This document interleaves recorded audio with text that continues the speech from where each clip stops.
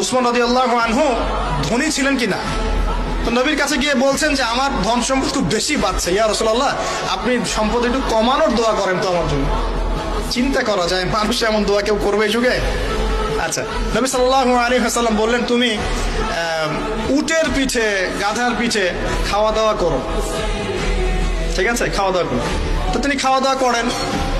এখন কয়দিন পরে, কয়দিন বলতে কতদিন আল্লাহ ভালো জানেন, তিনি এসে বলছেন ইয়া রাসূলুল্লাহ আমার তো সম্পদ আরো আগের চেয়ে বাড়তেছে দেখি, আপনি কি দোয়া করলেন? সম্পদ আরো বাড়া শুরু করেছে এখন।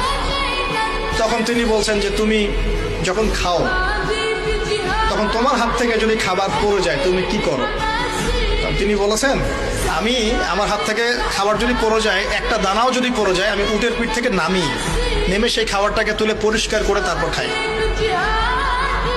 উসমান রাদিয়াল্লাহু আনহু এত ধনী মানুষ, তিনি প্রতিবেলায় 100 মানুষকে খাওয়াতে পারেন, কোনো সমস্যা না। তিনি একাই তাবুকের যুদ্ধে 30,000 সৈন্যের দায়িত্ব নিয়েছেন। 30,000 সৈন্য 3 মাস যাবে, যাত্রা বিরতি করবে, খাবে দাবে, তাদের ঘোড়া অস্ত্রশস্ত্র সব দায়িত্ব একজন ব্যক্তি বহন করেছেন, ওসমান রাদিয়াল্লাহু আনহু। কত বড় ধনী আপনি চিন্তা করেন।